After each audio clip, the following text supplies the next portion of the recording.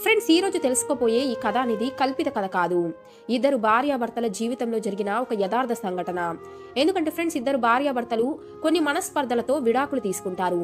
కానీ వారు విడిపోయిన 6 ఏళ్ల తర్వాత అనుకోకుండా ఒక ట్రైన్లో కలుస్తారు. ఆ తర్వాత వారి జీవితంలో మళ్ళీ ఏం జరిగిందో తెలిస్తే ఖచ్చితంగా మీ కళ్ళల్లో కూడా కన్నీళ్లు ఆగవు. కాబట్టి ఫ్రెండ్స్, చాలా హార్ట్ టచింగ్ గా ఉండే ఈ ఎమోషనల్ స్టోరీని ప్రతి ఒక్కరు కూడా, ముఖ్యంగా భార్యాభర్తలు కానీ, అమ్మాయిలు కానీ, అబ్బాయిలు కానీ తప్పకుండా చూడండి. అయితే వీడియోని పూర్తిగా చూసే ముందు మీకు ఒక చిన్న రిక్వెస్ట్. ఈ వీడియో కనుక మీకు నచ్చితే తప్పకుండా లైక్ చేయండి. ఫ్రెండ్స్, తరుణ్ అనే వ్యక్తి జీవితంలో జరిగిన ఈ యథార్థ సంఘటన గురించి అతను ఏం చెప్పాడు అంటే, తరుణ్ ఒకసారి హైదరాబాద్ వెళ్లటానికి ట్రైన్ ఎక్కాడు. ఇక ట్రైన్ ఎక్కిన వెంటనే పైన ఉన్న తన సీటు బెర్త్ మీద పడుకొని ఉన్నాడు. ఇక కొద్ది సమయం గడిచిన తర్వాత అతను కళ్ళు తెరిచి చూసేసరికి ఎదురుగా కింద సీటులో ఉన్న వ్యక్తిని చూసి అతను ఒక్కసారిగా షాక్ గురయ్యాడు. ఎందుకంటే ఎదురుగా కూర్చొని ఉన్నది తన మాజీ భార్య. అయితే వారిద్దరూ కూడా 6 ఏళ్ల క్రితం విడాకులు తీసుకున్నారు. కానీ 6 ఏళ్ల తర్వాత తరుణ్ మళ్ళీ తనను ఇప్పుడే చూడటం ఫస్ట్ టైం. అయితే ఆమె పేరు శైలజ. ఇక శైలజ అక్షణం చూడటానికి చాలా బలహీనంగా ఉంది. కానీ అప్పటిలాగానే సింపుల్ శారీలో కూడా ఆమె ఎంతో ఆకర్షణీయంగా, అందంగా కనిపిస్తూ ఉంది. అయితే అప్పట్లాగా ఆమె మెడలో మంగళసూత్రం, కాళ్లకు మెట్టెలు లేవు. ఇక వెంటనే తరుణ్ మనసులో, అంటే ఆమె ఇప్పటి వరకు మళ్ళీ పెళ్లి చేసుకోలేదా, లేదా నాలాగే తను కూడా పెళ్లి చేసుకోకుండా అలాగే ఉండిపోయిందా అని ఆలోచనలో పడ్డాడు.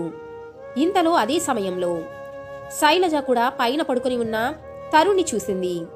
ఎంత విడాకులు తీసుకున్నా కూడా ఒకప్పుడు భార్యాభర్తలే కదా, కాబట్టి ఆ చనువుతో, ఆ బంధంతో తనతో మాట్లాడాలని తరుణ్ అనుకున్నాడు.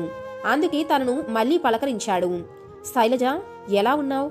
నేను బాగానే ఉన్నాను అంటూ నా వైపు చూడకుండా కిటికీలో నుంచి చూస్తూ నాకు సమాధానమిచ్చింది శైలజ. ఇక వెంటనే నేను కూడా నా సీటులో నుండి కిందకు దిగి ఆమె పక్కనే కూర్చున్నాను. ఎక్కడికి వెళుతున్నావు శైలజ అని వెంటనే అడిగాను. ఇక వెంటనే శైలజ, మా అమ్మ ప్రస్తుతం అన్నయ్య దగ్గర ఉంటుంది. అయితే తనకి ఆరోగ్యం బాగాలేదు, అందుకే చూడటానికి వెళుతున్నాను. ఇక వెంటనే తరుణ్ కొంచెం సంకోచంగా శైలజను చూస్తూ మొహమాట పడుతూ ఈ విధంగా అడిగాడు, శైలజ, నేను నిన్ను ఒక మాట అడగవచ్చా అని. ఇక వెంటనే ఆమె కూడా కళ్ళతోనే ఏంటి అన్నట్లుగా ప్రశ్నించింది. శైలజ, నువ్వు నాకు విడాకులు ఇచ్చాక మరో పెళ్లి ఎందుకు చేసుకోలేదు? ఆ ప్రశ్నకు శైలజ ఏం సమాధానం చెప్పలేదు. కానీ తరుణ్ మళ్ళీ అదే ప్రశ్న అడగటంతో శైలజ అడిగింది, మరి నువ్వు చేసుకున్నావా అని.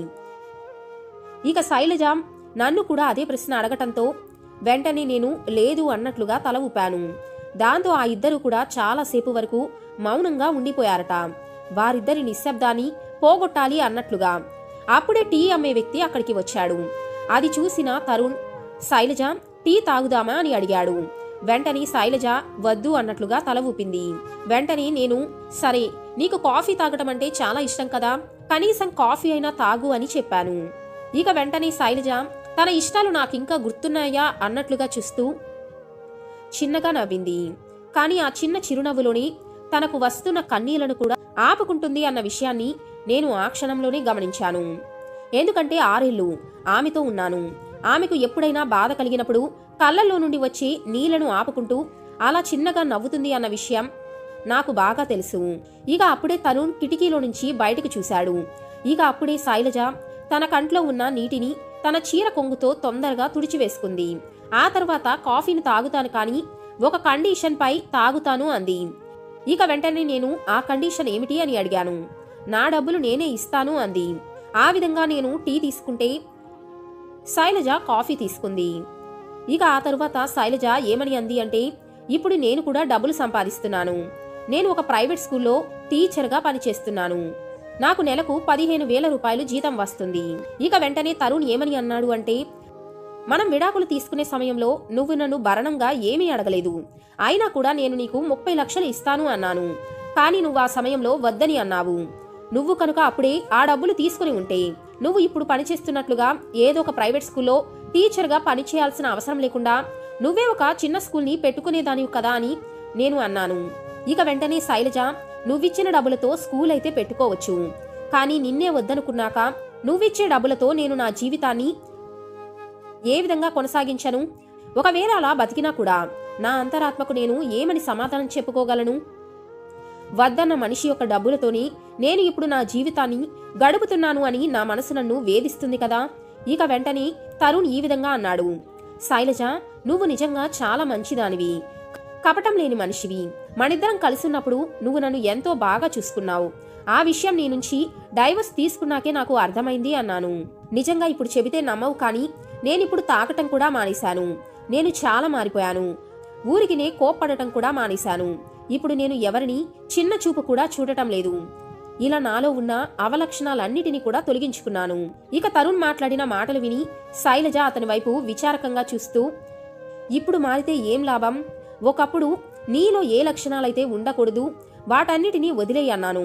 ఒకప్పుడు నేను నీకు ఎంతో చెప్పి చూశాను ఈ లక్షణాలన్నిటినీ మానుకోమని, కానీ నువ్వు నా మాట వినలేదు. నీ ప్రవర్తన వలన ఎప్పుడు కూడా నేను ఎంతో బాధపడేదాన్ని.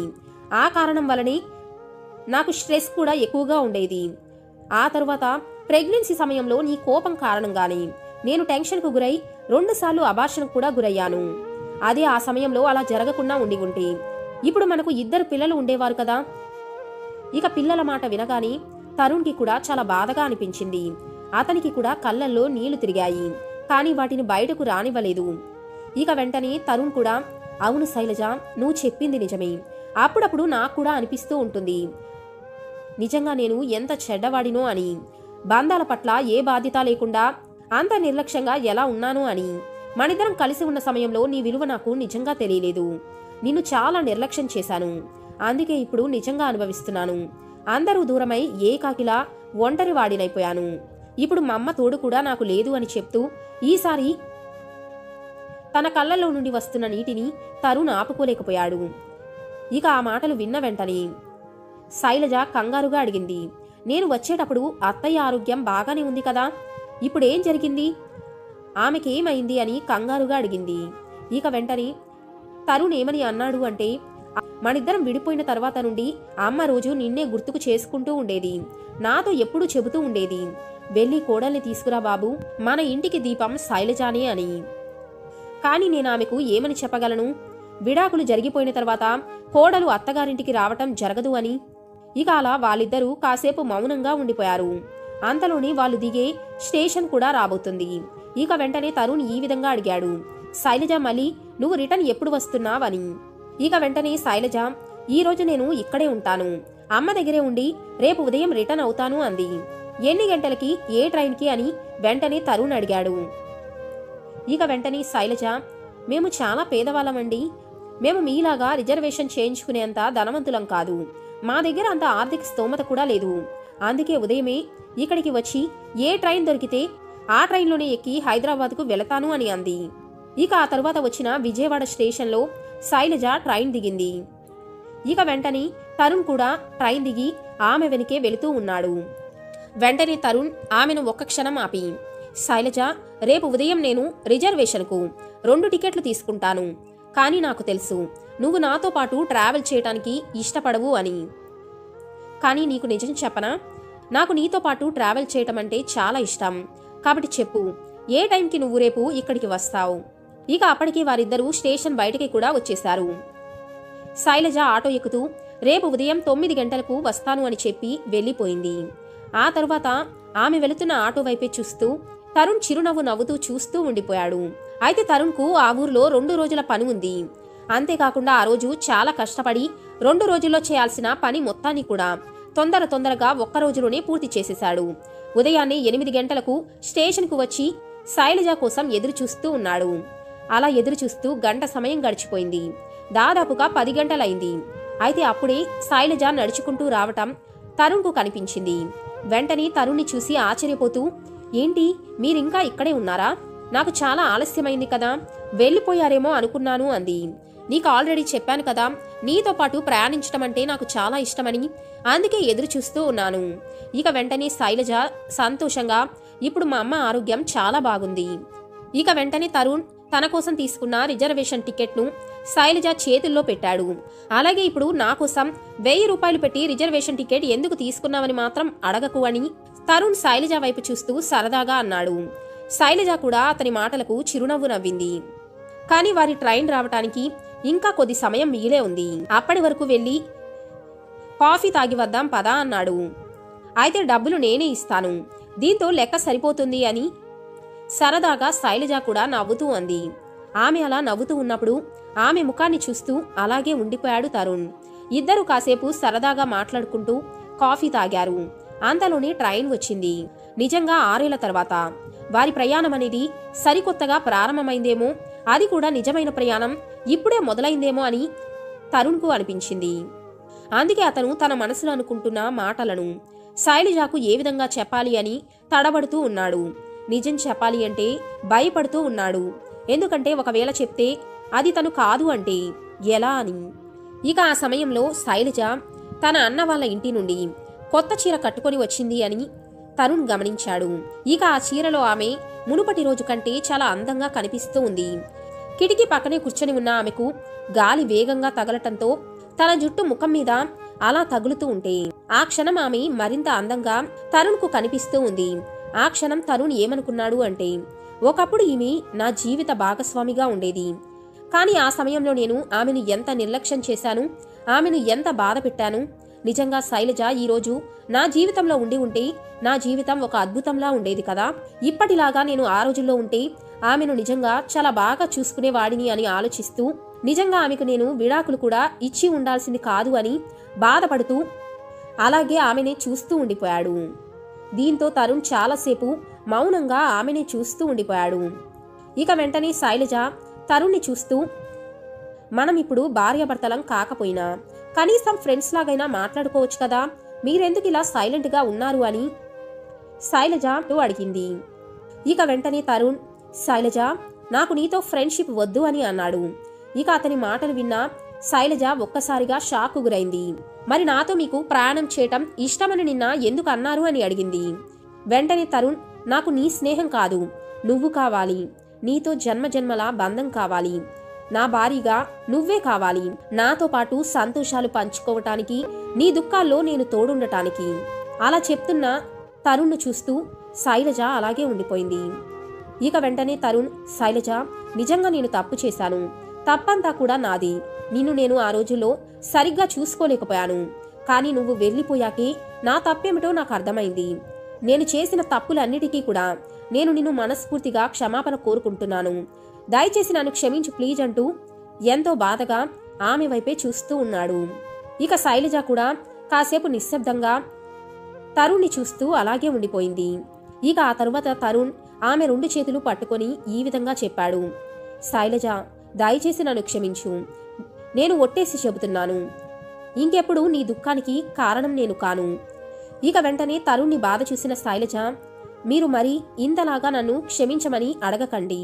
ఎందుకంటే ఆ రోజుల్లో తెలిసి తెలియక నేను కూడా కొన్ని తప్పులు చేశాను. తప్పులన్నీ మీవే కాకపోవచ్చు, నావి కూడా కొన్ని తప్పులు ఉండవచ్చు కదా. ఆ రోజుల్లో నేను చేసిన ఆ కొన్ని తప్పులకి నన్ను మీరు కూడా క్షమించండి. ఎప్పుడైతే మీరు నిన్న నాతో మాట్లాడారో ఆ క్షణమే నా మనసు నాకు చెబుతూనే ఉంది, ఈరోజు మీరు ఈ విధంగా ఏదో ఒకటి నాతో మాట్లాడతారు అని, లేదా మీరు ఈ విధంగా నాతో మాట్లాడితే బాగుండు అని నేను కూడా బలంగా అనుకున్నానేమో తెలీదు. కానీ ఇక మీదట మీరు లేకుండా ఒంటరిగా జీవించటం నా వల్ల కూడా కాదు. ఎందుకంటే మీ నుండి విడిపోయాక నేను మరెవరిని కూడా నా భర్తగా ఊహించుకోలేకపోయాను. కాబట్టి మనిద్దరి ఒంటరితనాన్ని కూడా ఇంతటితో సమాప్తం చేద్దామంది. ఇద్దరం ఒకరి తప్పులను ఒకరం తెలుసుకున్నాం కాబట్టి మళ్ళీ వాటిని రిపీట్ చేయకుండా కలిసిమెలిసి జీవిద్దామని శైలజ కూడా చిరునవ్వు నవ్వుతూ తరుణ్తో అంది. ఇక వెంటనే తరుణ్ కూడా, నాకు తెలుసు శైలు, నీకెప్పుడైనా చాలా దుఃఖం లేదా బాధ కలుగుతున్నప్పుడు నువ్వు దానిని నీ చిరునవ్వుతో కప్పేస్తావు అని. కానీ దయచేసి ఇప్పుడు నీ కన్నీళ్లను ఆపుకోకు, నీ కన్నీళ్లను కూడా కారిపోనివ్వు. ఎందుకంటే నీ మనసు కూడా తేలిక పడుతుంది అని తరుణ్ అన్నాడు. ఇక తరుణ్ మాట్లాడిన ఆ మాటలు విని శైలజ తన దుఃఖాన్ని ఆపుకోలేకపోయింది. తన దుఃఖాన్ని కన్నీటి రూపంలో కొద్దిసేపు బయట పెట్టేసింది. అలా ఏడుస్తున్న శైలజను చూసి అక్కడ కూర్చున్న మిగతా వాళ్ళందరూ కూడా ఆమెను అలాగే చూస్తూ ఉండిపోయారు. కానీ శైలజ అక్కడున్న మరెవరిని కూడా పట్టించుకోలేదు. తరుణ్ చేతిని పట్టుకొని గట్టిగా ఏడ్చేసింది. కొద్దిసేపట్లో శైలజ దిగాల్సిన స్టేషన్ వస్తుంది. కానీ ఇప్పుడు శైలజ ఆ స్టేషన్లో దిగాల్సిన పని లేదు. ఎందుకంటే ఇప్పుడు ఆమె అక్కడ దిగదలుచుకోలేదు. ఎందుకంటే ఇప్పుడు ఆమె జీవితం మళ్ళీ కొత్తగా ప్రారంభమైంది. అంటే ఇప్పుడు ఆమె గమ్యం తన అత్తగారిల్లు. ఎన్నో రోజులుగా ఎన్నో ఏళ్లుగా తను విడిచి వచ్చేసిన తన అత్తగారిల్లు. అక్కడికే ఇప్పుడు మళ్ళీ ఆమె వెళ్లాలనుకుంటుంది. ఆ విధంగా తరుణ్ మరియు శైలజ ఒకప్పుడు విడాకులు తీసుకొని విడిపోయిన భార్యాభర్తలు. కానీ వారి జీవితంలో చేసిన తప్పులను సరిదిద్దుకొని వారి మనస్పర్ధాలను పక్కన పెట్టేసి మళ్ళీ కలిసిమెలిసి జీవించాలని మంచి నిర్ణయంతో వారిద్దరూ చేతులు పట్టుకొని వారి గమ్య స్థానానికి చేరుకున్నారు. ఆ తర్వాత కూడా వారి జీవితాంతం ఎంతో అన్యోన్యంగా కలిసిమెలిసి జీవించారు. నిజంగా ఫ్రెండ్స్, రియల్ గా జరిగిన తరుణ్ మరియు శైలజ కథ వింటే ఏమనిపిస్తుంది? ఈ రోజుల్లో ఎంతో మంది భార్యాభర్తలు చిన్న చిన్న గొడవలకే పిల్లల గురించి కూడా ఆలోచించకుండా విడాకులు తీసుకుంటూ ఉన్నారు. కానీ భార్య లేదా భర్తతో మరీ పెద్ద పెద్ద సమస్యలు కాకుండా చిన్న చిన్న సమస్యలకే విడిపోయేవారు. ఖచ్చితంగా ఇటువంటి వారి జీవితాల గురించి, వారి అనుభవాల గురించి తెలుసుకున్న తర్వాతైనా సరే వారి జీవితాల్లోని మనస్పర్ధలను పక్కన పెట్టేసి మళ్ళీ అన్యోన్యంగా వారి జీవితాలను గడపాలని మనం కూడా కోరుకుందాం. మరి ఈ వీడియో కనుక మీకు నచ్చితే తప్పకుండా లైక్ చేయండి. అలాగే మీ జీవిత భాగస్వామిని మీరు ఎంతగా ప్రేమిస్తున్నారో కామెంట్ రూపంలో తప్పకుండా తెలియచేయండి.